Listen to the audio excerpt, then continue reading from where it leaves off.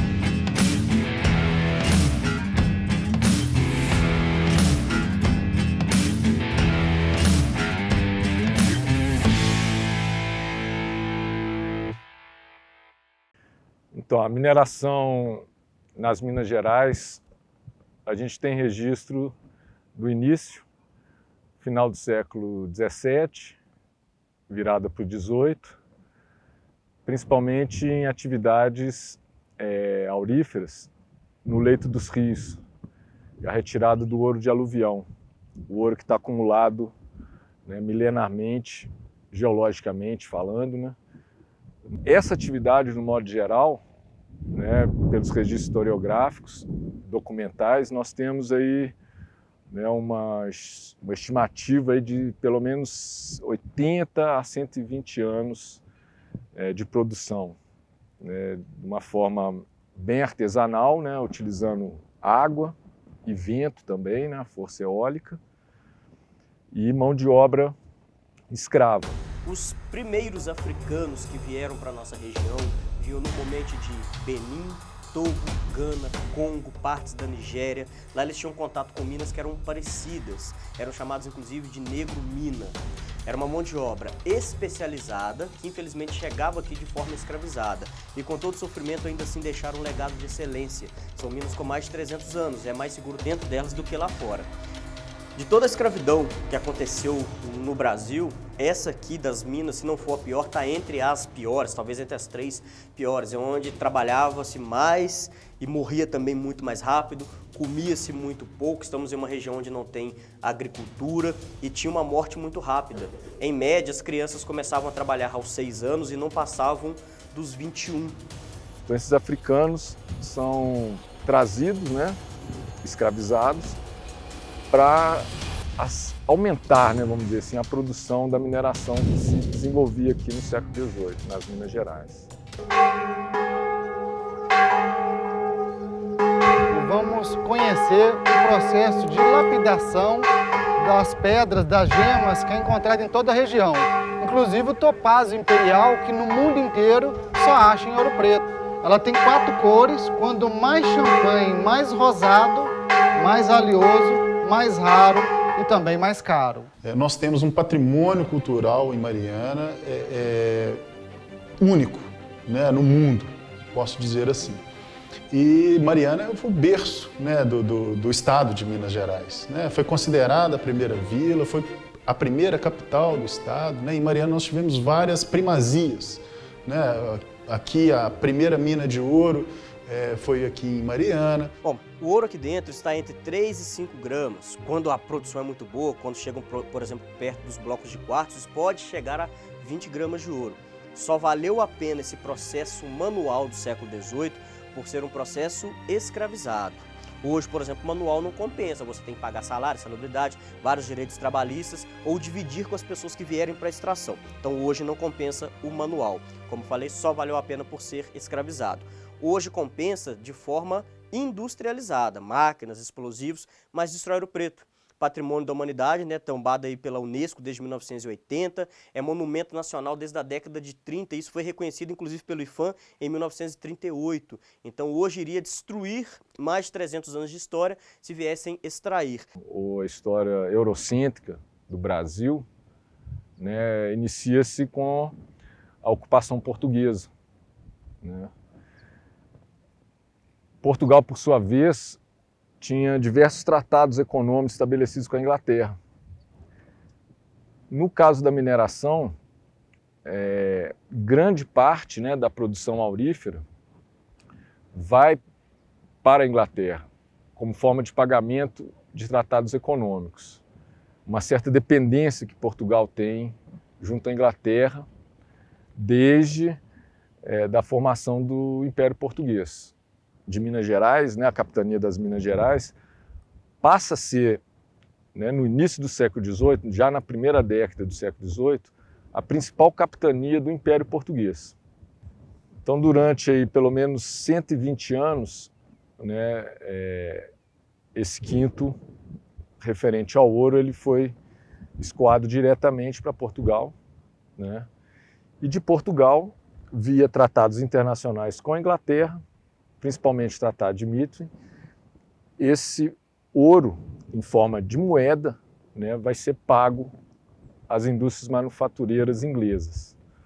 Então, vão surgir bancos, né, em Londres que vão começar a especular em cima não só do ouro das Minas Gerais, mas principalmente também sobre os diamantes que se encontram aqui também em Minas, na região principalmente diamantina, né? Então eles vão conseguir empréstimos, financiar empresas utilizando um ouro que necessariamente ainda não tinha sido extraído, mas que via Tratado de Methven ia chegar no capital inglês. Nós temos estudos, né, principalmente do Kenneth Maxwell, que é um estudo econômico, político, do período do século XVIII. É um livro muito importante, né, que é A Devassa da Devassa, onde ele faz todo um levantamento, né, financeiro de todo esse período da produção do ouro. Acredita-se que pelo menos 70%, né, dessa riqueza que chegava em Portugal via tratados econômicos era transferido para a Inglaterra. Eu falei agora há pouco, né, que aqui é uma vila rica de um povo pobre, continua sendo assim, né? A exploração ela dura até hoje, né? Desde quando os portugueses chegaram aqui pela primeira vez na ilha de Veracruz até os momentos atuais, né? Porque nosso país é rico, cheio de matéria-prima e a gente vê um descaso muito grande, né? Principalmente na área da mineração. A grande quantidade de minério extraído hoje de nossa região tem ido para a China, onde é transformado em aço. O aço às vezes volta para o nosso país e nós compramos. Então os lucros maiores continuam indo embora. O Brasil meio que continua uma grande colônia, não de Portugal e sim do mundo. Todos os tipos de riquezas que temos no nosso país acabam sendo beneficiados em outros lugares, não só o minério de ferro aqui da região de Minas Gerais ou da região do Paraná, dentre outras regiões do Brasil, mas pedras preciosas, cana-de-açúcar, café, cacau, tudo. O melhor chocolate do mundo é o chocolate suíço. Vai lá na Suíça ver se tem cacau. cacau sai do Brasil. Maçã argentina, parte dela colhida no Rio Grande do Sul. Né? Nós temos aqui o pré-sal, petróleo e a nossa gasolina, R$ 5,00 o litro. Então, na verdade, as nossas riquezas continuam saindo, né, pelas mãos aí do nosso país. Não fica aqui, infelizmente. Isso é interessante, né? As escolas, elas vendem a história do colonialismo. E a história do colonialismo é de que a gente era um estado muito rico, de muitas riquezas. Mas se a gente vai em todas as regiões onde há histórico de mineração, a gente percebe uma pobreza extrema, as consequências de um sistema escravocrata que até hoje opera com base no racismo para seguir retirando as populações dos seus territórios. Eu acho que a gente ficou muito acostumado com a ideia que todos na América Latina foram libertados, né, com a luta anticolonial do século XX. No entanto, assim, o exercício da mineração talvez seja o nosso maior resquício real de exercício da colonização, né? Assim, as estruturas da mineração, elas são todas coloniais, assim. E não é só o simbólico, né? É o exercício também do trabalho. A ONU e outras diversas instituições e organizações internacionais já admitiram que a mineração é o maior causador de mortes e acidentes de trabalho. Bom, na verdade, se for comparar o que aconteceu com o que acontece, infelizmente é praticamente igual. Mudou-se a época, temos tecnologia, temos máquinas, mas continua muito parecido. A nossa história não mudou em nada. Quando eu falei lá fora que a escravidão acabou há apenas 132 anos, é algo que eu falo muito, é uma brincadeira muito séria. A escravidão do nosso país ela não acabou, ela só foi legalizada. Carteira assinada, salário mínimo, trocaram o nome escravidão por servidão. Hoje o trabalhador brasileiro, né, de classe baixa, o peão das mineradoras aí, um salário mínimo para cuidar de 4, 5 filhos, com a chibatada hoje bate no bolso desse trabalhador, com altos impostos, altos preços e baixos salários, e a corrente que nos mantém aí acorrentados, né, a políticas corruptas, dentre outras coisas, que nos mantém exatamente no mesmo lugar. Qual é a diferença de quem estava aqui escravizado há 300 anos atrás, morria e era enterrado como indigente, para um pai de família que hoje morre e deixa 4, 5 filhos dentro de uma área de mineração ou em uma barragem que se rompe aí e matam várias pessoas ao mesmo tempo? Então, infelizmente, não mudou nada, né? Continua a mesma história, né? Dentro de uma mesma linha, com pequenas coisas diferentes, algumas vezes para melhor ou, na maioria das vezes, para o pior.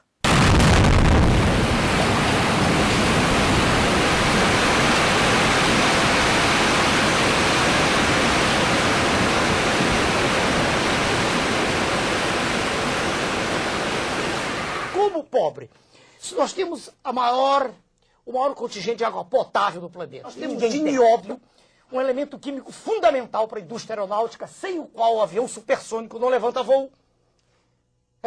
Temos 97 a 98% do mundo aqui. A região de Araxá, em Minas Gerais, um pouquinho na Amazônia. Quer dizer, como se explica que nós não tenhamos o monopólio da venda de nióbio no mundo se só nós temos? A questão mineral no país é uma questão, do meu ponto de vista, que tinha que ser abordada de saída. Não podia haver nenhuma concessão, porque riqueza mineral é de uma safra só, é de uma vez só.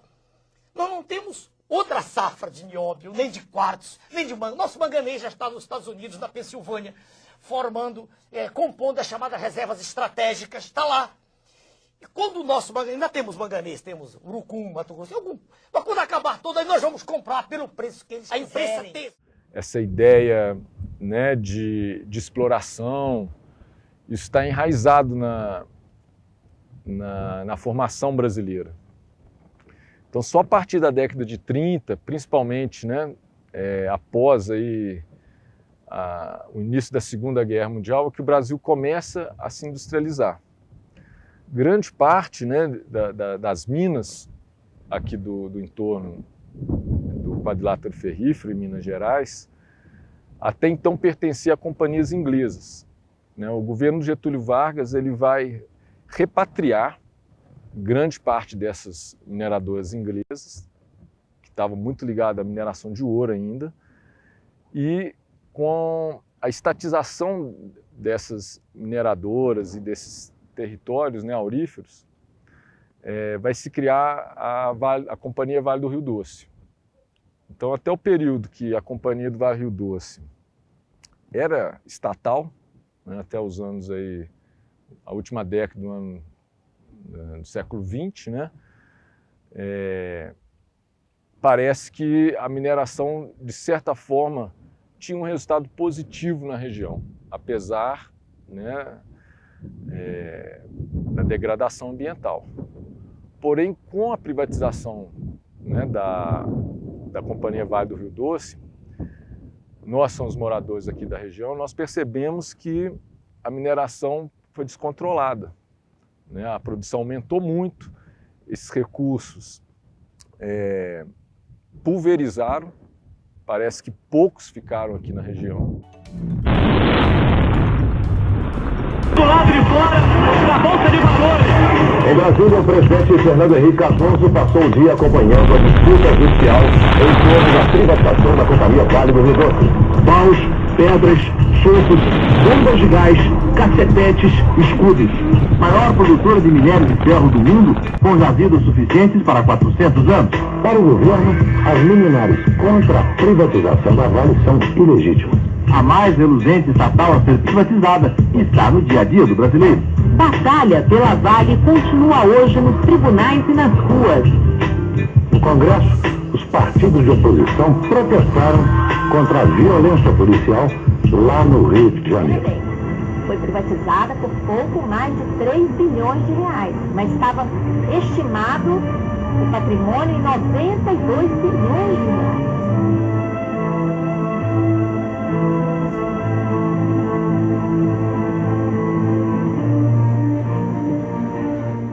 Quando ela foi privatizada, ela já foi privatizada de uma maneira totalmente irregular. Então os valores das jazidas, das minas, foram totalmente errados. Eu li o processo de privatização da Vale. Aqui em Minas Gerais, né, desde o governo Fernando Henrique Cardoso, o Estado abdicou de recolher impostos estaduais da mineração. A chamada Lei Candir, que na verdade é um esfaqueamento em toda a população de Minas Gerais, porque as mineradoras é isso, elas operam de maneira muito lucrativa, levando toneladas e toneladas de minério de ferro sem pagar impostos estaduais. O que eles pagam é uma reparação para os municípios, que é o CEFEM.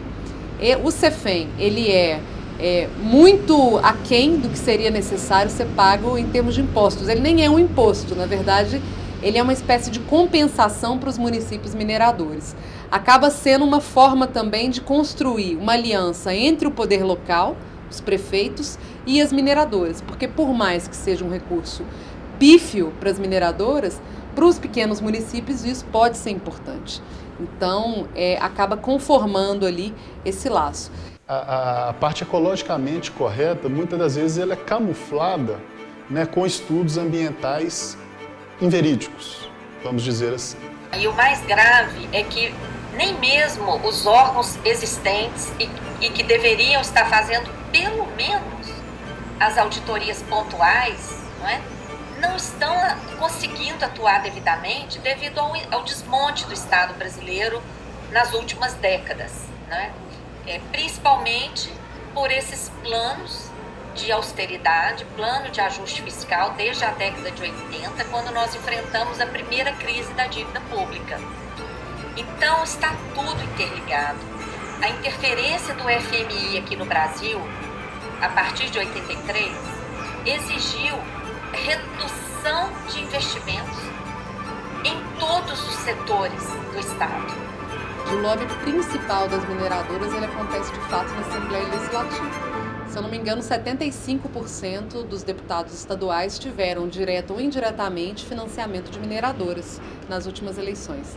A mineração aqui, ela elege políticos, e ela é feita também diretamente para partidos, inclusive onde suas bases lutam contra a mineração. Não existe uma política ambiental que prepare, a atividade minerária para um desenvolvimento sustentável. Não há uma avaliação ambiental que se diz, que a previsão, inclusive, é legal para isso, uma avaliação ambiental estratégica, que constate quais são os reais impactos que aquela atividade, que a atividade minerária ela causa, nos locais onde ela opera e que ela desenvolve. Então, nós não sabemos realmente quais são esses impactos. que um dos problemas no cenário dos grandes conflitos ambientais envolvendo grandes projetos remete, inclusive, a essa relação direta entre consultorias ambientais e as grandes empresas, né? As grandes empresas contratam as empresas que fazem os levantamentos, os estudos ambientais, diretamente. E essa contratação direta acaba ensejando todo um direcionamento desses estudos, né?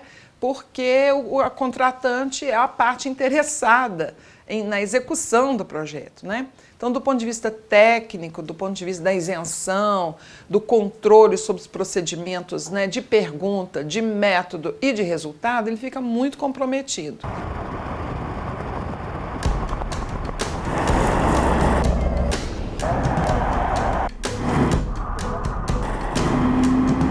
Eu acredito que a mineração ela é essencial, né, para nós. Né? Na sociedade que nós vivemos, essa forma que nós escolhemos de viver em sociedade, a mineração ela é essencial. No entanto,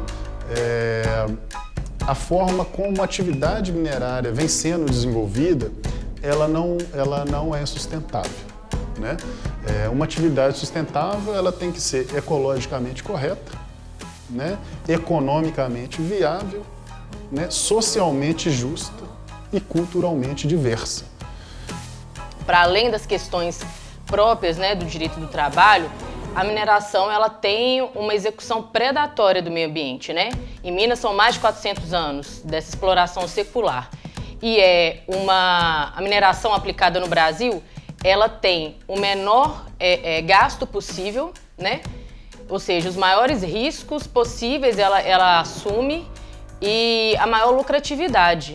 Então nós temos uma mineração extremamente arcaica, com índices altíssimos assim, de não só de desmatamento, mas de contaminação de bacias hidrográficas, além da própria violência gerada com esse tipo de empreendimento. A mineração, né, tanto de ouro quanto de outros minerais, ela vai se dar necessariamente, né, com a utilização de água. Né? Seja a água que já está, né, nas partes baixas, águas que estão nas nascentes e águas do subsolo. As barragens são sequestros de água e essas mineradoras elas são profissionais em fazer sequestro de água com base na lei que o próprio Estado estabeleceu, aprovou. Né? Então você vê que não existe sustentabilidade numa coisa como essa. Uma vergonha está acontecendo. Mataram o Rio Doce, mataram pessoas. O crime não é só ambiental, não, é um crime como ser humano. Um absurdo.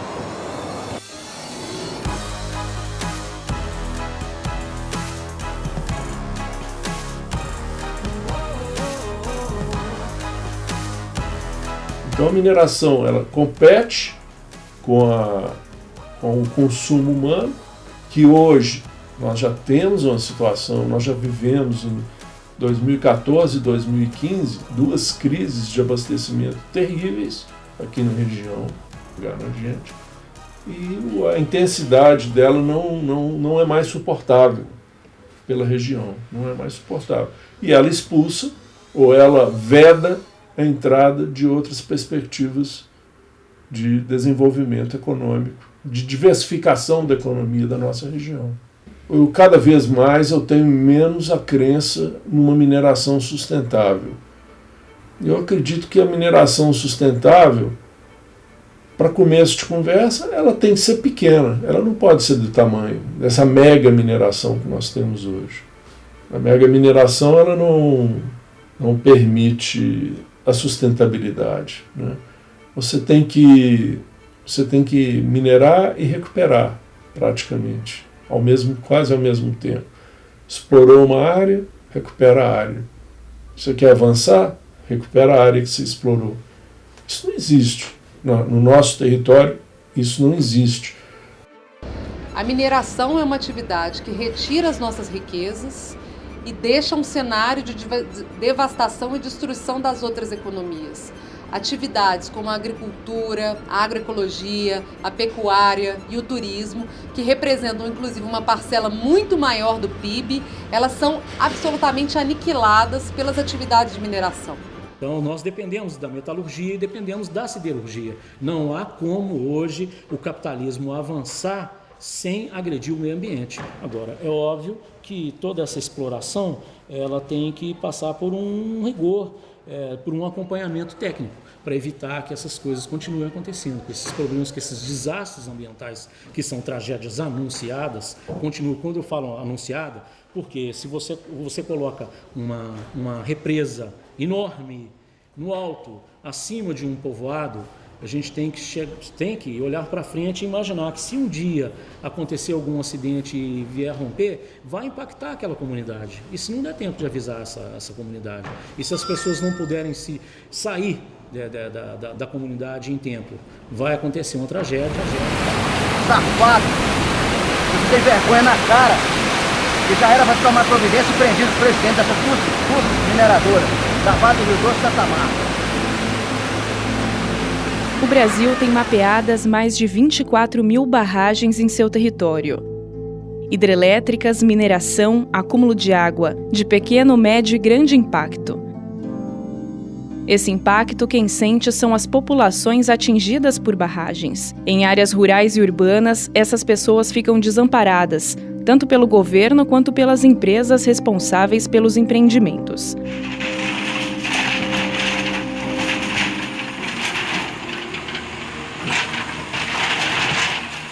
Foi para combater as contradições do modelo energético e em defesa dos direitos humanos dos atingidos que surgiu o MAB, Movimento dos Atingidos por Barragens.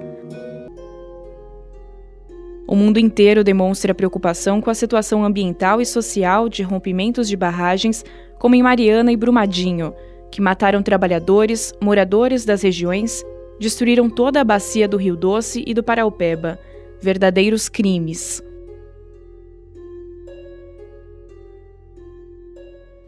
Mesmo com todo este cenário, o Estado brasileiro ainda não criou um marco legal que assegure os direitos das populações atingidas. Enquanto isso, seguimos lutando por soberania, em resistência.